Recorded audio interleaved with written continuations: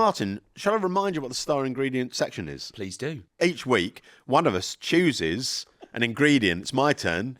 Something seasonal at time of recording. And actually, no, when it's broadcast as well. Ready? 3, 2, 1. Go on. Not Hispy. No.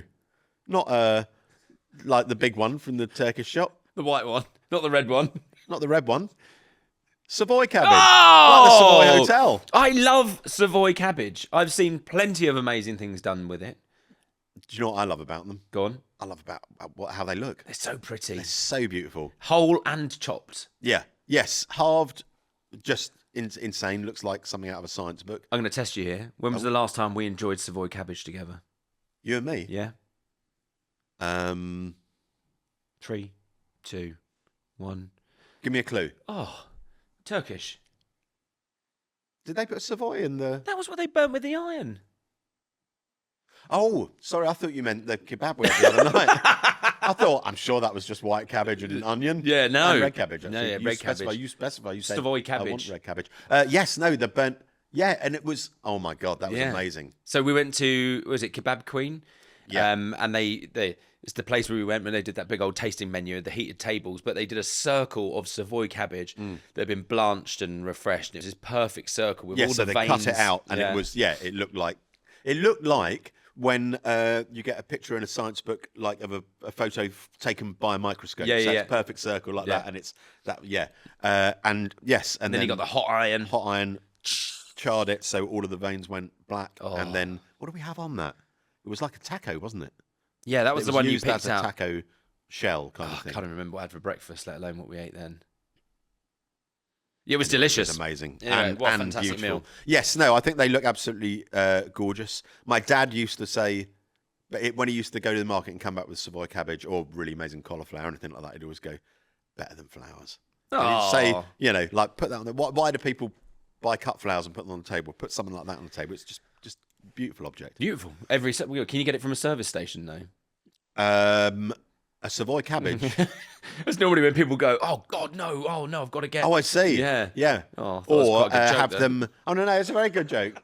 I didn't know what you meant. I forgot about the flowers. Drink that mocha and wake up. When you said from a service station, my immediate thought was like sometimes when you get like sort of like a rural like a farm petrol shop station, you go, oh look, they've got Savoy cabbages here. That's nice. I wish we lived in the countryside. Yeah, London. That's what I was thinking of. Yes, no. They make good flowers. They do, and they're beautiful. You could put them. You could sellotape them to a accident black spot to commemorate the death of a loved one. Oh. R.I.P. Shall I say something here? It says, Savoy cabbage is named after a territory once ruled by an Italian royal family known as the House of Savoy, which was located along the border of Switzerland, France and Italy in the 14th century. A region valued by many different countries as a buffer from invading neighbours and a pathway for trade. Savoy became a melting pot for many cuisines, and Savoy cabbage became a signature ingredient. That was a lot of info there. Bit farty, isn't it?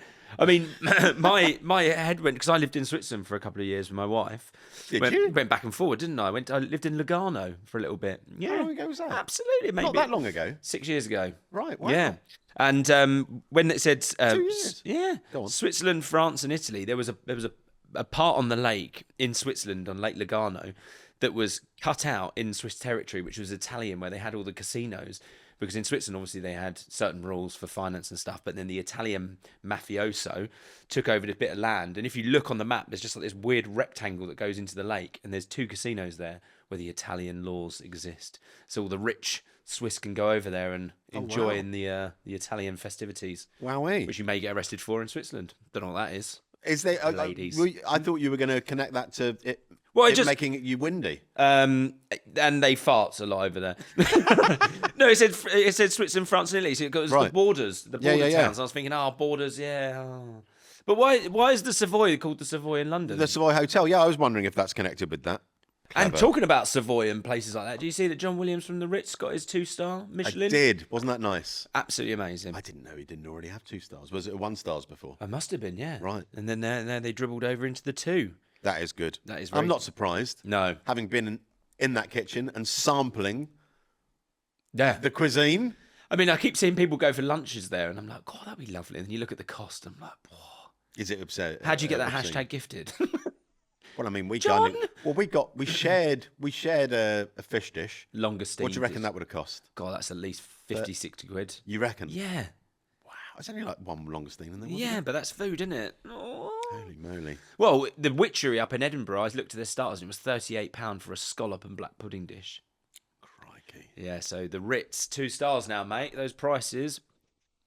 Well, I'm going on Monday, and unfortunately, you can't come because you were going to come with me, but you're up in Scotland. Where? To that meal in Brighton, the skint one. Oh, right. I thought you were going to the Ritz. Oh. No, I'm going like the other end. So it's a bargain. Oh. And I'm going to do a shout out for him because I've been before several times, and it's absolutely amazing. And I've talked about him on the podcast before. Michael Notman Watt. That is a brilliant name. It's a lovely surname, isn't it? What? And he was What not? Notman Watt. Notman What? Notman what? Notman What? Wow. But he was one of the, I think it was one of the last 4 or 5 in MasterChef Professionals, the last series, and and he does these taster menus called Skin, where every course is made out of things that would be thrown away. So, which is why I desperately wanted you to come because it's right up your on my street. Straza. And like fish skins and pumpkin guts and stuff like that. Goodness gracious! And it's fascinating. One of the best things that he did the last 2 times it was the same dish, and I'm so glad it was still there.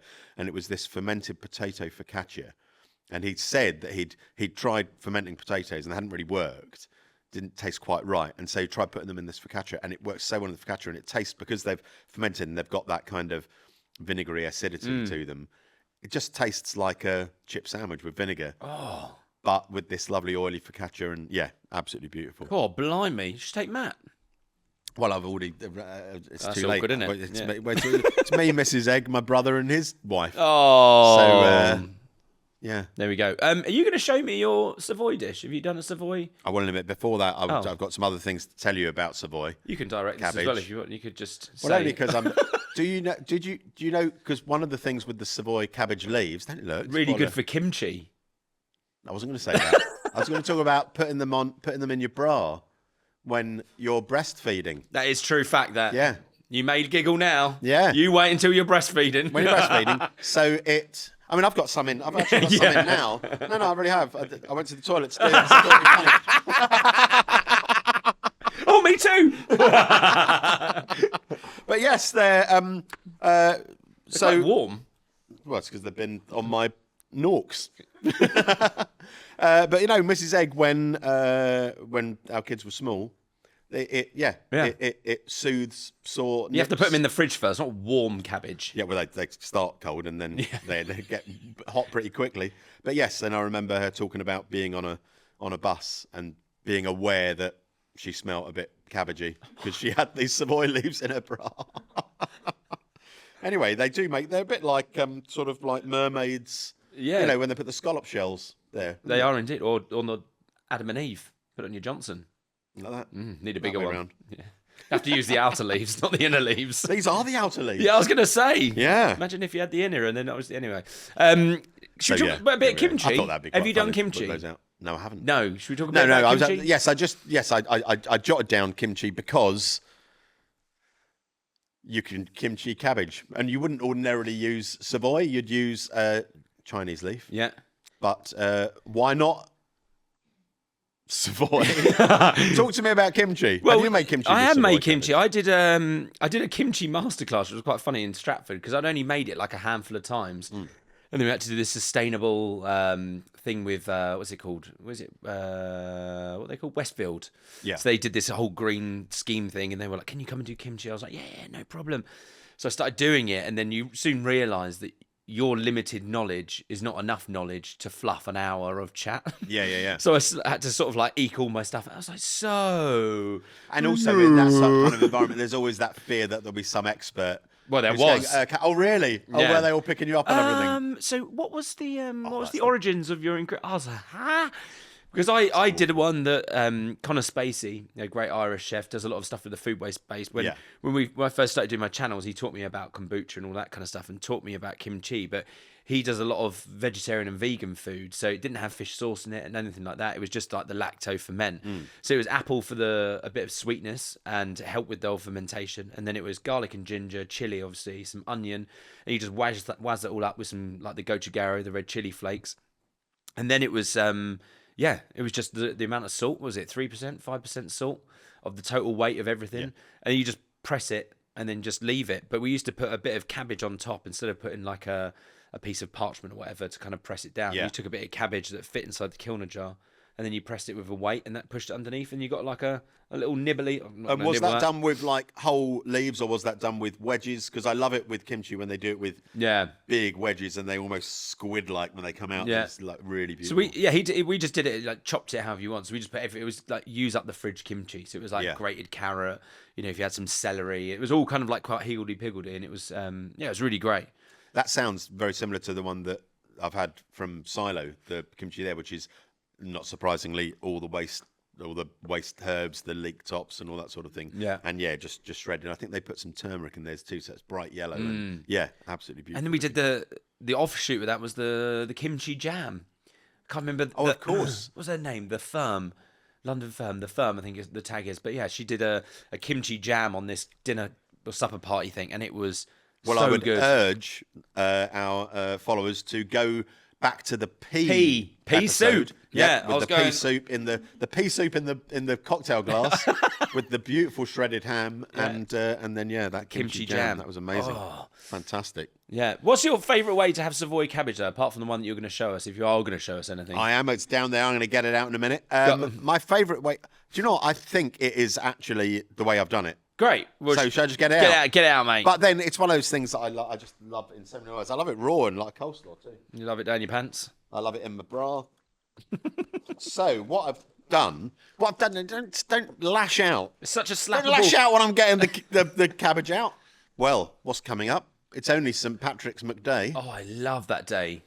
Where everyone drinks Guinness. Do you know what I don't like about it is you just get loads of groups of horrible blokes walking around with big pudgy, load of English people with big pudgy Guinness hats on being awful. That's me. That's me. No. I actually went to the Devonshire for a pint of Guinness, and I tell you what, just tasted like a pint of Guinness. Yes, I've never even been in there. All I hear is everyone's going Devonshire, this Devonshire. Yeah. Well, I went past on a weekday when it was extremely quiet. And I was like, maybe I should dip in with my mate because he was from Cornwall. And I went in, I said, this is the place. Then he just saw like pints of Guinness. I was like, is it the atmosphere? Are you getting all excited? And we went outside and I was like, well, it's going to, I think because everyone goes on about it, it's inevitably never going to live up to your expectations, is it? But, go on. St. Patrick's Day coming up. What is a classic Irish dish? Guinness. And? Potato. No. Leeks. Yes, Leeks. But, no, it's Welsh. Leeks. Oh, sorry. I'm just naming vegetables. Potato and leeks. See where my brain cabbage and bacon. Oh! Classic Irish dish. Normally, like a big bit of sort of boiled gammony bacon with cooked cabbage and maybe parsley sauce, something like that. So I've going to kind of twist on that. Love it. Using those flavours as it's St. Patrick's Day coming up. So I've just cooked some... I've just done it in the pressure cooker. Talking about how beautiful it looks. I mean, when it's... cooked like that. Can you listen to that? No, but we got I'm pointing this at the camera. I'm going to describe it. It's basically just been charred, and so you just get this beautiful, like the charring on the edges of the leaves, and it looks so pretty. I love the smell of charred cabbage as well. You get that subtle scent of like wafty bottom, and then all of a sudden it smells really amazing. Yeah. No, it's. I mean, it's interesting. It's one of those things like where flavours do kind of. Like smelly cheese, there's something quite bumsy about it, but then, we like gorgonzola, and that's a bit bumsy, don't we? So look, there we go. So there's my cabbage wedges, which I cooked in the pressure cooker. Yeah. 1 minute. That's it. Yeah. So you just, not that it would take very long to do cabbage in a normal pan anyway, but what you do is you put a bit of oil in, cumin seeds, really char the tops, the cut sides rather, bit of salt, tiny splash of water, put the lid on the pressure cooker, 1 minute, fast release, wallop, and it's done. And it's just... I love that. So that's the cabbage. Phase one complete. Savoy cabbage. And then what I've brought with me... Well, you stuck it down your pants now. I'm not down my pants, I just put it behind me. That's all. Anyway, just to warm up the sauce It doesn't matter, it's back packed. It's my home cured Pancetta. Oh my lord!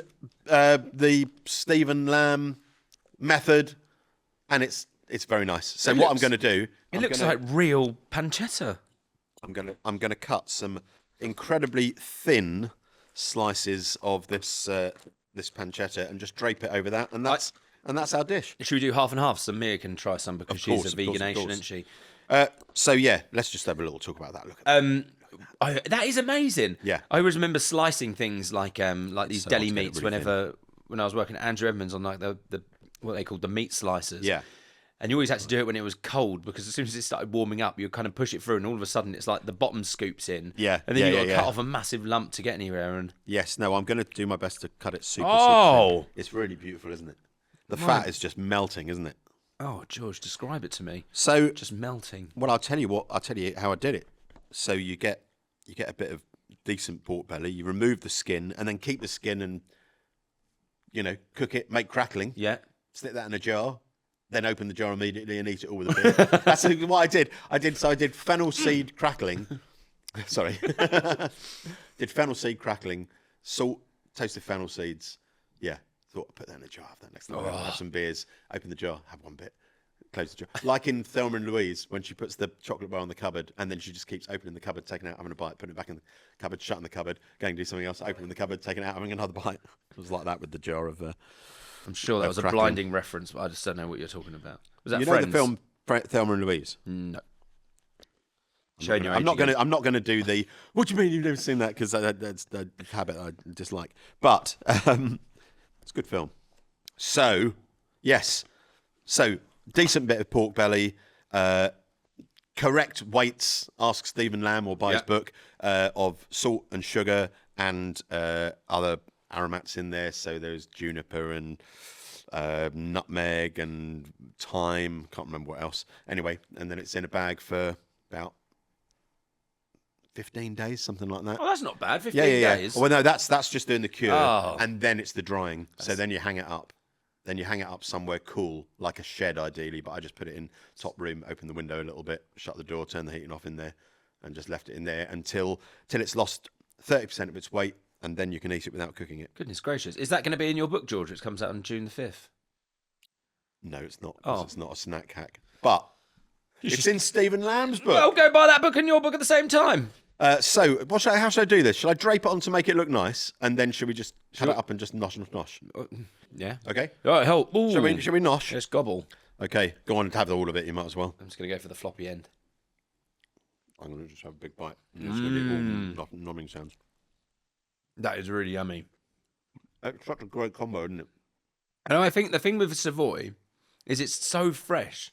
I think normally when you have cabbage, everyone's like, oh, just that little token like bummy vegetable on the side. But Savoy is one of those ones that feels very spring to me. Yes, and I think I'm pleased. I did actually. I cooked the first half of the cabbage, and I just left it in there just a fraction too long, and it was a bit too soft. So I did the second one. Just to get it, because you want that slight bite. But I think with the fattiness, talking about the kind of the flavours and the mouthfeel and everything else, the salt and the fat with the kind of the freshness, it's such a lovely balance, isn't it? And that little bit of cumin just gives it a... I don't know about that. Yummy. Always the middle core always tastes like a Brussels sprout. If you don't like Brussels sprouts, then you probably won't like the central core of that, but love it. I did a dish at Christmas with Savoy, and I always remember I was with Matt Pritchard from Dirty Sanchez, or not anymore, and we was in Wales and we did this cooking thing, and he gave me a piece of vegan chorizo, and it was so rank, it just really stuck with me. It tastes like cardboard paprika.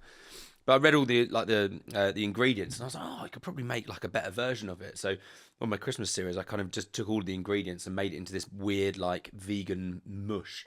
What did you use for the bulk? It was like all the umami things you can imagine. So like sun-dried tomatoes, it had capers, it had olives, and then it was like onions, smoked paprika, ancho chilies, all this kind of stuff that kind of gave it that smokiness. And I bet the sun-dried tomatoes giving it that fattiness that you want from exactly. Yeah, and then I just spooned it over the top of like very similar to this, like charred Savoy, and then it was so good. Little hispy cabbage, I think it was, and it was amazing. But yeah, I didn't improve the vegan chorizo.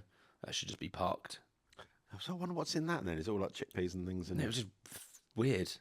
Yeah. because I got from a market once. I don't know if it was chorizo, but it was a vegan kind of salami, and I was really impressed. I don't know what they put in it, Meat. but it was nice. Yes, ox. Wow, George, that was great. So there we go. What Wow. fun! What tasty fun! And I tell you what, the colours. I think the pink and the white of the pork with the green and the light green and the dark green. It's pretty much the Irish flag. It's a handsome devil.